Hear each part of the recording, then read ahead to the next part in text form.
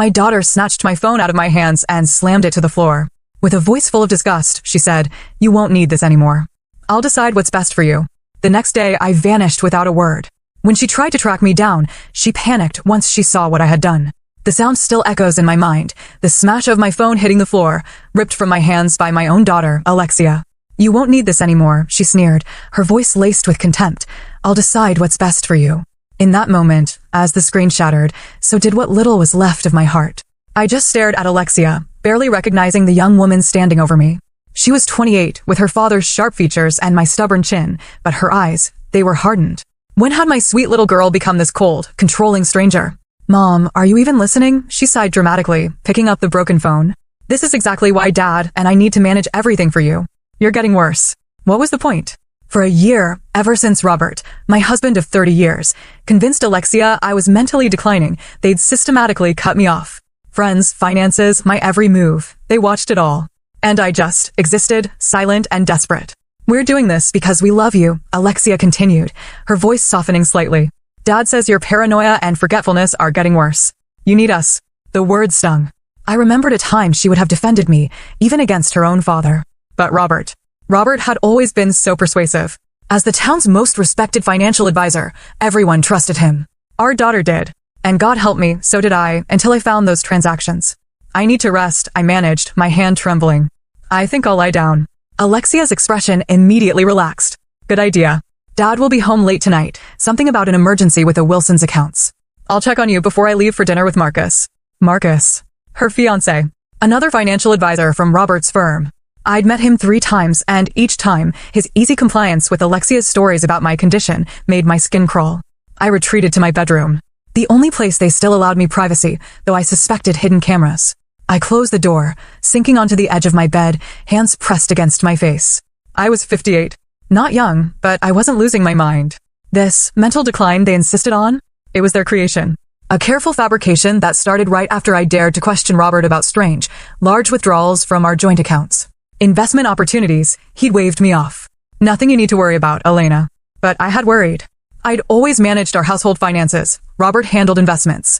But these withdrawals, $50,000 here, $75,000 there, unlike anything I'd seen in our 3 decades.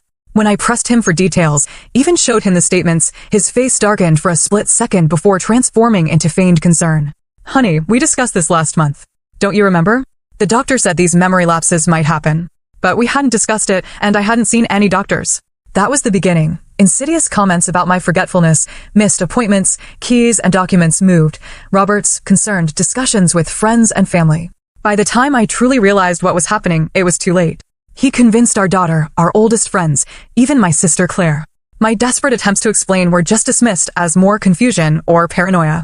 I reached under my mattress, pulling out the small notebook. Dates, conversations, bank statements I'd photographed before Robert locked me out. My evidence. And I knew, deep down, no one would believe me. A sudden doorbell ring startled me out of my despair. I quickly shoved the notebook back under the mattress and listened. "Mrs. Harlow isn't accepting visitors," I heard Alexia say dismissively. Then a woman's voice, unfamiliar but professional. "I understand, but I'm not here to see Elena. I'm delivering these financial documents for Robert." Alexia tried to brush her off. "I can take those." But the woman insisted, "I'm sorry, but Mr. Harlow specifically asked that I wait and give them to him personally. Confidential client information." I crept to my bedroom door, opening it just a crack. From the top of the stairs, I could see a tall woman in a crisp business suit, a leather portfolio tucked under her arm. "Well, he won't be home for hours," Alexia said, irritation creeping into her voice. "You'll have to come back tomorrow." The woman glanced at her watch. "I see. Perhaps I could leave my card then. I can reschedule." As she reached into her pocket, her eyes flicked upward, meeting mine through the narrow opening of my door. There was no change in her expression, but something in her gaze, a momentary sharpness, made me freeze. "Here you are," she said, handing Alexia a business card. "Please tell your father I'll be in touch."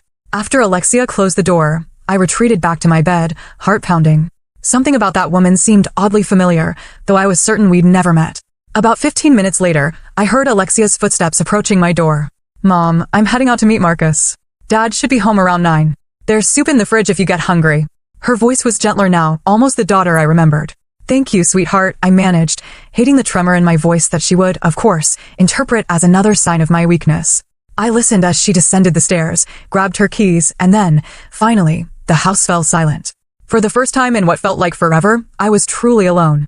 I waited another 10 minutes, just to be safe, before moving to my window, watching Alexia's car disappear down the street. Then, carefully, I pulled out my emergency burner phone. I'd bought it months ago, during a rare unsupervised trip to the pharmacy, paid for it with cash I'd been secretly saving from household money. I had one chance to get this right. Tomorrow, everything would change. My fingers shook as I typed the text message I'd rehearsed countless times in my mind. Asterisk ready. 10 a.m. tomorrow. Bring everything we discussed. Asterisk I sent it to the only number programmed into the phone, then immediately deleted the message. The next morning, I woke before dawn. I showered and dressed carefully, choosing comfortable clothes and practical shoes. I packed a small bag with essentials and, of course, the notebook containing my evidence. At exactly 7:30, I heard Robert leave for his morning tennis game, a Saturday ritual he never missed. Alexia wouldn't arrive until around noon. She always slept late on weekends. At precisely 9:45, I walked out the front door of the house where I'd lived for 28 years, a house that had become my gilded cage. I locked it behind me, and I didn't look back. By the time Alexia came to check on me later that day, she would find the simple note I'd left on my perfectly made bed. When she saw what I had done, I knew panic would set in. Not for my safety, but for what was about to be exposed. I sat in a small cafe 2 towns over, mug of tea untouched. Precisely at 10 a.m., the bell above the door chimed. It was her, the woman from yesterday. She walked in, scanning the room until her eyes met mine.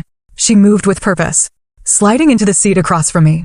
Elena, she said, not as a question, but a confirmation. I'm Meredith Hansen.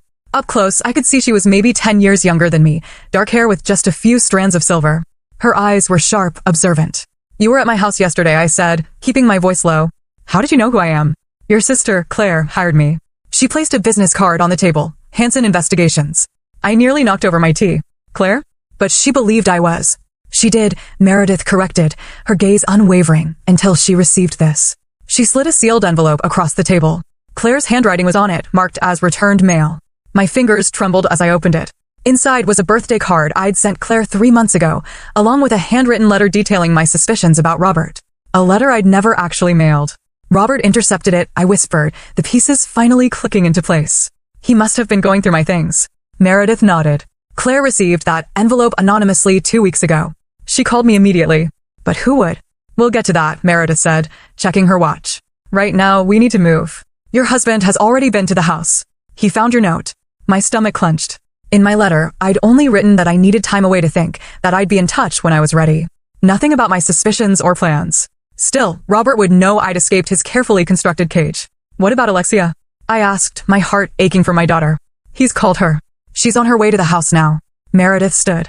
My car's out back. We have a lot to do today. I followed her to a nondescript sedan parked behind the cafe. As we drove, Meredith explained what she discovered in the 3 weeks since Claire had hired her.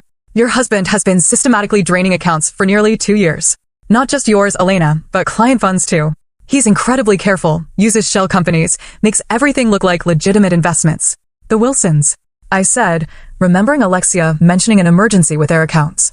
Meredith's gaze flicked to me in the rearview mirror. The Wilsons discovered discrepancies. Robert's been scrambling to cover his tracks. We arrived at a small motel on the outskirts of a neighboring town. Inside a modest room, I found my sister, Claire, waiting. Elena, she rushed forward, enveloping me in a tight hug. I'm so sorry. I didn't believe you. I should have known better. Tears stung my eyes as I returned her fierce embrace. Claire had always been my protector, my confidant. Robert had managed to drive a wedge between us, but here she was when I needed her most. There's someone else you need to meet, Meredith said, checking her phone. She should be here soon. Who? I asked, wiping away tears. The person who sent the envelope to your sister. 20 minutes later, a knock at the door. Meredith opened it, and I gasped. Mrs. Harlow, said Martha Wilson, the wife of one of Robert's wealthiest clients. We'd attended the same charity functions for years, but had never been close. Martha, you sent the letter. She nodded, taking a seat at the small table. I've been suspicious of Robert for months. Thomas, my husband, trusts him implicitly, but I noticed changes in our portfolio statements. When Thomas confronted him, Robert always had explanations that sounded reasonable. So you started watching him? Meredith asked. Yes. I followed him one afternoon and saw him checking your mail before you got home. She shuddered. He opened several letters, including one addressed to Claire. The look on his face when he read it. I knew something was terribly wrong. Meredith explained. Martha made copies of everything before sending the original to Claire. She's been our inside source ever since. My head was spinning. But what about the Wilsons' emergency Alexia mentioned? Martha's expression darkened. Thomas finally listened to me and requested a full audit of our accounts. Robert's been trying to prevent that from happening. We have evidence of embezzlement, Meredith said, opening her laptop. Not just from your accounts, but from at least 12 clients. The total is close to $3 million. I felt lightheaded. Where's the money? Some is in offshore accounts, Meredith explained. Some was used to fund a secret life your husband's been building. What? Meredith turned the laptop to face me. On the screen was a property listing for a beachfront home in Costa Rica, purchased 6 months ago by an LLC that traced back to Robert.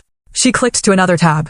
A woman in her 30s smiled back at me, her arm around Robert's waist. They stood on the deck of what appeared to be the same Costa Rica house. Her name is Vanessa Diaz, Meredith said gently. They've been seeing each other for almost 3 years. The room tilted. 3 years. While I was cooking his meals, sharing his bed, building our life together, Robert had been planning his escape with a younger woman, using stolen money. Our money. His client's money. Does Alexia know? I whispered, my voice barely audible. We don't think so, Claire said, squeezing my hand. But there's more. Meredith scrolled to another document. Your mental decline is documented in medical records from a Dr. Phillips. A name I'd heard mentioned, but had never actually met.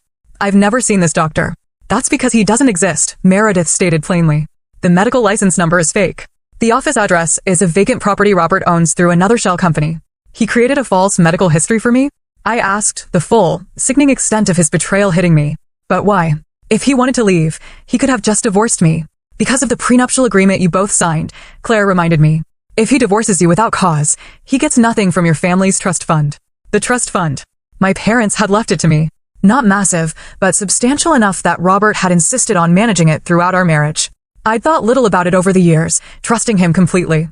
If you were declared mentally incompetent, however, Meredith added, he could be appointed your guardian. And your guardian would have complete control over the trust. And Alexia? I asked. Where does she fit into this? Martha looked uncomfortable. Her fiancé, Marcus. He works for Robert. Is he involved? We're not sure yet, Meredith admitted, but here's what we do know. 2 days ago, Robert transferred a large sum to an account in Marcus's name. Just then, my burner phone buzzed with a text message. I looked down and felt the blood drain from my face. What is it? Claire asked, alarmed. I held up the phone. The message was from an unknown number. * Mom, where are you? Dad found your note. He's frantic. Please come home. We just want to help you. * Alexia, I whispered, a chill running down my spine. She can't know about this phone, Meredith said sharply. How did she get the number? Before I could answer, another message appeared. * If you don't come home by tonight, we'll have to report you missing. The police will consider you a danger to yourself because of your condition. Please, Mom, don't make this worse. * I stared at the screen, a horrifying realization dawning. Robert. It's not Alexia. It's Robert, using her phone. He's threatening me and letting us know he's still one step ahead, Meredith said grimly. The room fell silent as we all considered what this meant. Robert knew I had a secret phone. He was monitoring Alexia's communications. And now he was using my love for my daughter to try to lure me back. Martha was the first to speak. So what do we do now? Now, I said, finding a strange, fierce strength in my anger, we set a trap of our own. The plan came together faster than I expected. Within hours, Meredith had arranged everything we needed, making calls to contacts whose identity she kept confidential. Claire and Martha worked alongside her, each bringing their own strengths to our improvised war room. I watched them with a mixture of gratitude and disbelief. 3 days ago, I'd been a prisoner in my own home. Now, I had allies. Strong, capable women fighting for me. You need to respond to Robert's text, Meredith said, handing me back my burner phone. We need to buy time. I composed a careful message. * I'm safe. Need space to think. Please don't involve police. We'll call tomorrow. * Perfect. Meredith nodded. Vague enough to keep him guessing, but reassuring enough that he won't panic and do something rash. What if he traces the phone? Claire asked. He can't, Meredith assured us. It's a prepaid phone, purchased with cash. Even if he has connections in the phone company, the most he could get is the general location when a text is sent, which is why we're sending it from here, Martha added, and then moving to another location immediately. The phone buzzed almost instantly with Robert's reply. * Elena, please. Alexia is worried sick. Whatever is bothering you, we can work through it. I love you. * A bitter laugh escaped my throat. He's good, isn't he? If I didn't know better, I'd believe him. Sociopaths often are excellent manipulators, Meredith said matter-of-factly. Their lack of empathy allows them to lie without the tells most people have. Is that what Robert is? A sociopath? The thought that I'd spent 30 years with someone capable of such calculated deception made me feel hollow. Labels aren't important right now, Claire said gently. What matters is stopping him. An hour later, we checked into a different motel under Martha's name, paying cash. The room was clean but basic, with 2 double beds and a small table by the window. What about Alexia? I asked as we settled in. It was the question that had been gnawing at me all day. How do we make her see the truth? That's going to be the most difficult part, Meredith admitted. She genuinely believes her father's story about your mental health. Direct confrontation likely won't work. She'll just see it as confirmation of your paranoia. We need evidence she can't dismiss. Something so irrefutable that even Robert can't explain it away, Martha suggested. The medical records, I said suddenly. Dr. Phillips doesn't exist, right? If we can show Alexia that the doctor diagnosing me isn't real, it's a start. Meredith agreed, but Robert could claim you're seeing a different doctor or that you're confused about the name. What about the offshore accounts? Claire suggested. Financial records proving he's been stealing. Again, he could claim those are legitimate investments you've forgotten about, Meredith countered. Remember, in Alexia's mind, you're the one who's confused. Martha had been quietly typing on her tablet. What about this? She turned the screen toward us, showing the photograph of Robert and Vanessa in Costa Rica. Infidelity is harder to explain away, but easier to forgive, I said quietly. If it comes down to believing her father is unfaithful or her mother is mentally ill, which is easier for Alexia to accept? The room fell silent as we considered the problem. I think we're approaching this wrong, Meredith finally said. We shouldn't be trying to convince Alexia directly. We need to create a situation where she discovers the truth herself. How? I asked. By using Robert's playbook against him. Meredith smiled grimly. He's been gaslighting you for months, making you question your own sanity. What if we turn the tables? Over the next few hours, our plan took shape. It was risky with multiple moving parts, but if it worked, Robert would be exposed. Not just to Alexia, but to everyone who mattered. That night, I barely slept, my mind racing with everything I'd learned and everything still to come. Around 3 a.m., I slipped out of bed and sat by the window. Can't sleep, Claire whispered, joining me. I keep thinking about all the signs I missed, I admitted. How could I have been so blind? Claire squeezed my hand. Because you loved him. Because you trusted him. That's not a weakness, Elena. It's what makes you human. You let him isolate you from everyone, even me. And now, we're fixing that. She looked at me intently. You're not alone anymore. Whatever happens, remember that. Morning came far too quickly. Meredith arrived at 7 a.m. with coffee and pastries, along with a middle-aged man she introduced as Detective James Fowler. James is an old friend, she explained. He works in financial crimes. The detective gave me a curt nod. Mrs. Harlow, Meredith's filled me in. What your husband is doing crosses several legal boundaries. Embezzlement, fraud, identity theft with those fake medical records. But we need solid evidence, I said, my voice tight. Yes, and we need to move carefully. If Robert suspects law enforcement involvement, he could transfer the remaining funds somewhere untraceable, which is why today's meeting is so important, Meredith added. Are you ready? I nodded, though my stomach was a tangled knot of nerves. At 10 a.m., I would meet Robert at a public park, my suggestion sent by a text late last night. He'd agreed immediately, clearly relieved I was willing to talk. Little did he know what I had planned. 2 hours later, I sat on a bench near the park's central fountain, exactly where I told Robert to meet me. Meredith and Detective Fowler were positioned nearby, expertly blending in as a couple enjoying the morning. Claire and Martha waited in a car at the park entrance. I spotted Robert before he saw me. He was scanning the area, his customary confidence evident in his stride. When his eyes finally found me, a wave of relief washed over his features. Elena, he said, approaching cautiously. Thank God you're all right. I remained seated, my hands folded in my lap. Hello, Robert. He sat beside me, leaving a respectful distance between us. You had us worried sick. Alexia has been beside herself. Has she? I asked mildly, or have you told her she should be worried? His expression flickered briefly before settling back into concerned husband mode. I don't understand. Why did you leave like that? If something's bothering you, we can talk about it. That's what I'm doing now, I said. Talking about what's bothering me. I opened my purse and removed a manila envelope, placing it between us on the bench. Robert's eyes fixed on it, a hint of apprehension crossing his face. What's this? Evidence, I met his gaze steadily. Of everything you've been doing. The mask slipped for just a moment, a flash of pure, cold anger, quickly controlled. Elena, you're confused. This is exactly why Alexia and I are concerned. Costa Rica is beautiful this time of year, isn't it? I interrupted, my voice cutting through his. Especially that beachfront property you purchased 6 months ago. The one you visit with Vanessa. Robert went utterly still. I don't know what you're talking about. I think you do. I nudged the envelope toward him. It's all in there. The property records. The transfers from client accounts. The fake medical records for Dr. Phillips, a doctor who doesn't exist. Who's been filling your head with these delusions? His voice had hardened, venom dripping from every word. Is it Claire? I know she's always been jealous of our relationship. Stop. My voice was quieter than I intended, but it cut through his words like a knife. It's over, Robert. The lies. The manipulation. All of it. I know everything. His expression changed then, calculation replacing concern. He glanced around the park, then leaned closer. What exactly do you want, Elena? Money? A divorce? Name your price. I want my daughter back, I said simply. I want her to know the truth. Robert laughed. A cold, chilling sound that sent shivers down my spine. Alexia believes what I tell her to believe. She thinks her mother is losing her mind. Who do you think she'll trust? The father who's been taking care of both of you? Or the unstable woman who disappeared without warning? Let's find out. I reached back into my purse, pulling out my phone. Not the burner, but a new one Meredith had provided.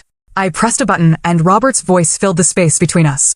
Asterisk Alexia believes what I tell her to believe. She thinks her mother is losing her mind. Asterisk, as the recording continued, a figure stepped out from behind a nearby tree. Alexia. She stood frozen, her face pale, as she listened to her father's words in his own voice. Robert's eyes widened in genuine shock. Alexia, what are you doing here? She didn't answer him. Instead, she looked at me, tears streaming down her face. Mom. Her voice broke on the word. Is it true? Everything you've been saying. Before I could respond, Robert was on his feet. Don't listen to her. This is exactly what I warned you about. She's manipulating you, using edited recordings to turn you against me. Is Dr. Phillips real? Alexia demanded, her voice stronger now. The doctor you said diagnosed Mom. Does he exist? Of course he exists. She's seen him multiple times.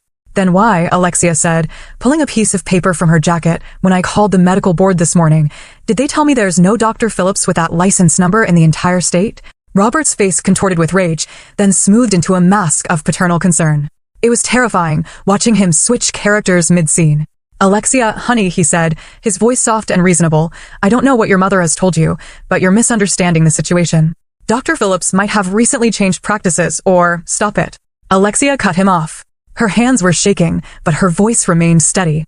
I called every Dr. Phillips in the state. None of them have ever treated Mom. The address you gave me for his office? It's an empty storefront.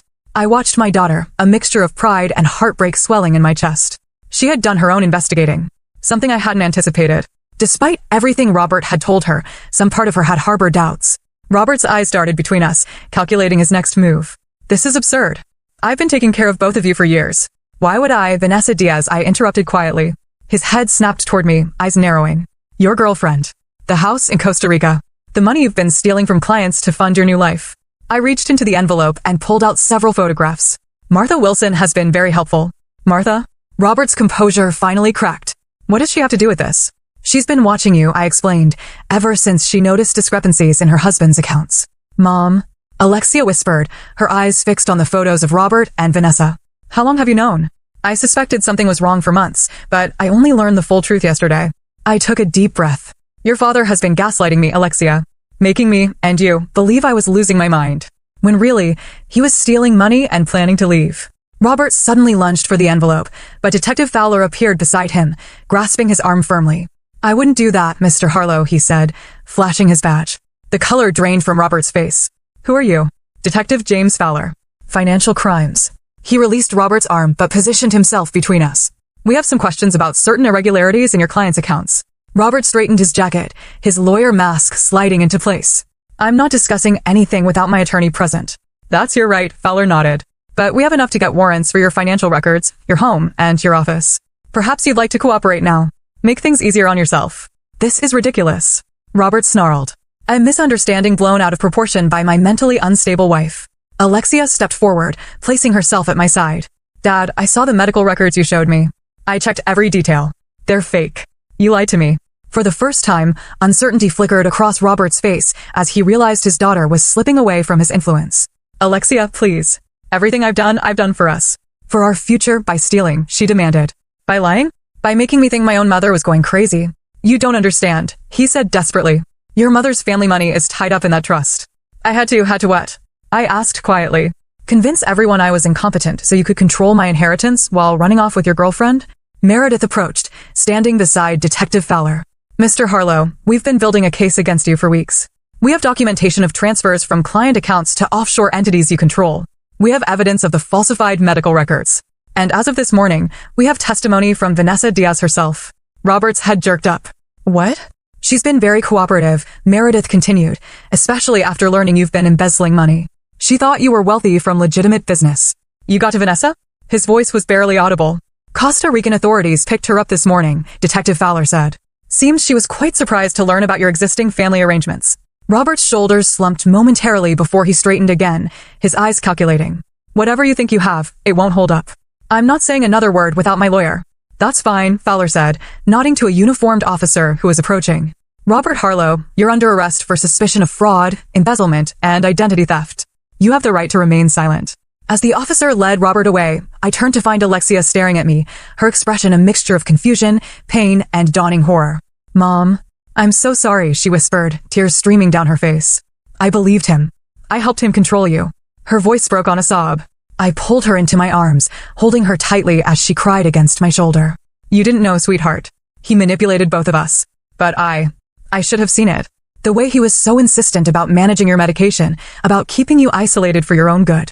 I was so stupid. No, I said firmly, drawing back to look into her eyes. You trusted your father. That's what daughters do.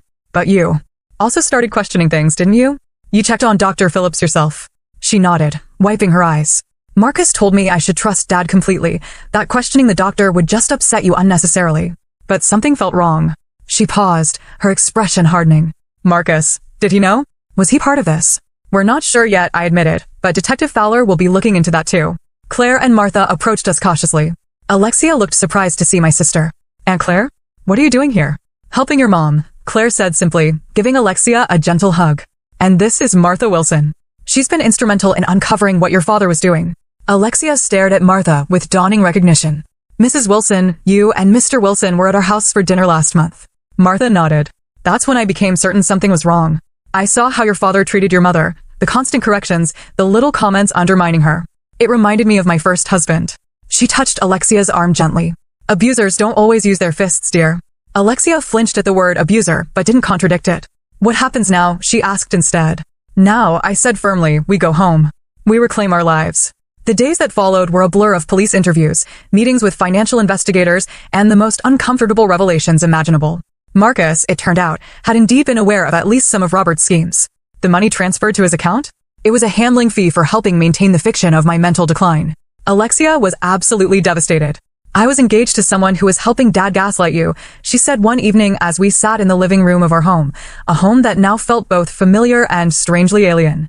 He manipulated you too, sweetheart, I reminded her, though I couldn't help the hot surge of anger when I thought of how Marcus had encouraged her to doubt me, to report my every word and action to Robert. I've been such a fool, she whispered. We both were, I admitted, but now we know better. A week after Robert's arrest, Alexia moved back home temporarily to help me sort through the financial mess he'd left behind. With Meredith and Detective Fowler's help, we were gradually untangling Robert's monstrous web of deceit. Some of the money had been recovered, thankfully, though much was still missing. There's something I need to show you, Alexia said one afternoon, her expression serious. She led me to her father's home office, a room I'd been avoiding. From a hidden compartment in his desk drawer, she pulled out a small black notebook. I found this yesterday, she explained, placing it in my hands. I think you should see it. I opened the notebook, my blood running cold as I read the first page. In Robert's precise handwriting was a detailed list. Asterisk Elena's behaviors to document. Forgetfulness. Move keys, wallet, phone regularly. Confusion.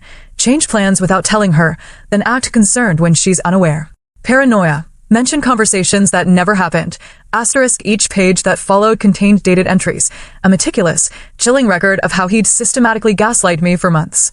The final pages held something even more horrifying, a timeline for having me declared legally incompetent, with Alexia named as a key guardian alongside Robert. The last entry was dated just 3 days before I'd left, asterisk fully committed to the plan. Appointment with Judge Morris scheduled for next month.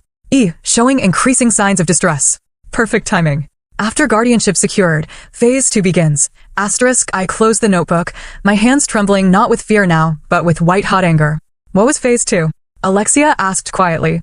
I looked up at my daughter, seeing the guilt and pain etched in her features. She had been a pawn in Robert's game, just as I had. I don't know, I said truthfully, but I think we need to find out.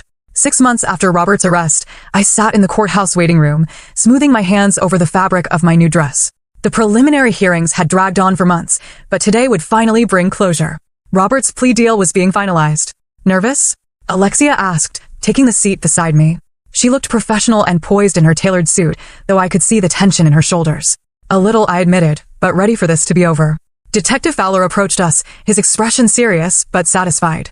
Mrs. Harlow, Alexia, the judge has accepted the plea agreement. Your husband will serve 7 years for fraud and embezzlement, with additional time for identity theft and falsifying medical records. Relief, deep and profound, washed over me. Thank you, detective, for everything you did. The hard part, he said with a gentle smile, standing up to him, that took real courage. After he left, Alexia squeezed my hand. I still can't believe we found out what phase 2 was. I nodded grimly. The investigation had uncovered insurance policies Robert had taken out on me. Policies that would pay millions upon my death. The timing of these policies, coupled with his research into undetectable poisons found on his laptop, painted a chilling, undeniable picture of what might have happened had I not escaped when I did.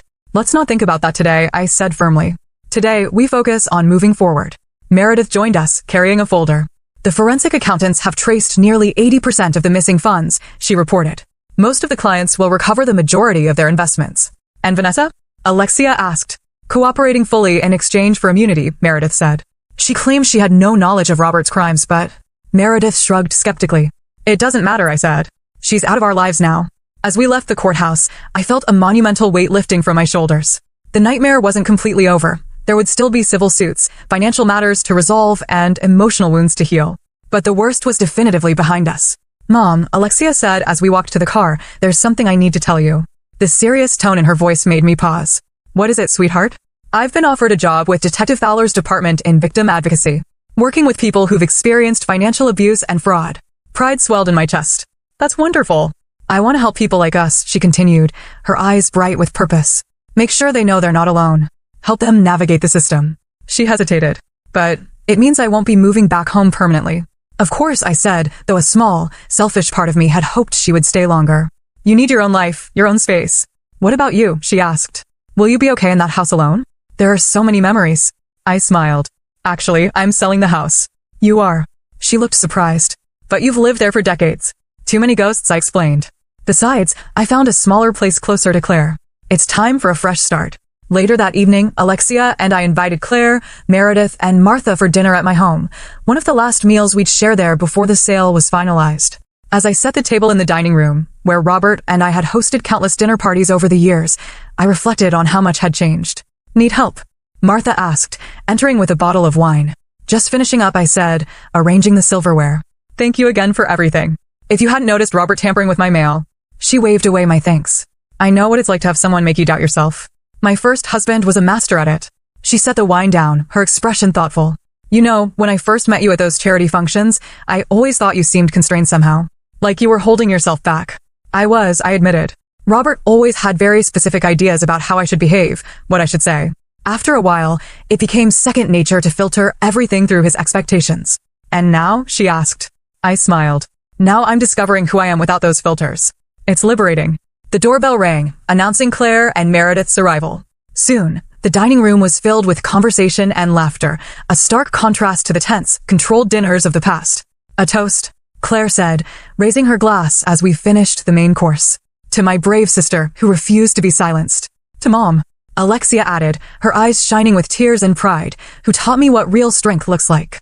To all of you, I countered, looking around at these incredible women who had formed an unexpected circle of support around me, for helping me find my voice again. After dinner, as we moved to the living room for coffee, I noticed Alexia lingering by the family photos on the mantelpiece. I joined her, looking at the carefully curated images of our perfect family life. It's strange, she said softly. Looking at these now, I can see how controlled everything was. How Dad positioned us exactly how he wanted, made sure every picture told the story he wanted to tell. The perfect family, I murmured. I'm so sorry I didn't see through it sooner, she said, turning to me. When you first started questioning things, I just accepted Dad's explanation that you were confused. I should have. Stop, I interrupted gently. We've been through this. You were manipulated too. The important thing is that when you had reason to doubt, you investigated. You found the truth. She nodded, though I could see the guilt still lingered. Have you thought about what you'll do next, besides moving? Actually, yes, I smiled, feeling a flutter of pure excitement. I'm going back to school. For my master's in art history. School. Alexia looked genuinely surprised. You started the program before I met your father, but never finished it. It had been one of the first things Robert had subtly discouraged after our marriage, suggesting it was impractical, that I should focus on building our home instead. Mom, that's amazing. Alexia hugged me tightly. You'll be brilliant. Later that night, after everyone had gone, I sat alone in my bedroom, looking at the empty spaces where Robert's things had once been. The police had taken some items as evidence. I donated or discarded the rest. My phone chimed with a text message from an unknown number. My heart skipped a beat as I opened it. Asterisk Elena, it's David Wilson. Martha gave me your number. I heard what happened with Robert. Would you like to meet for coffee sometime? Just as friends, no pressure. Asterisk David Wilson. Martha's brother-in-law. A quiet, thoughtful man I'd met briefly at charity events over the years. A widower who taught literature at the local university. I remembered his kind eyes, his genuine interest when I'd mentioned my love of art history. I found myself smiling as I typed a response. Asterisk coffee sounds wonderful. How about Tuesday? Asterisk setting the phone down, I moved to the window and looked out at the night sky. Tomorrow would bring more meetings with lawyers, more paperwork, more steps in the long process of disentangling my life from Robert's web of deceit. But for the first time in years, I felt truly, unequivocally free. 3 weeks later, I stood in the empty house for the very last time. The furniture had been sold or moved to my new apartment.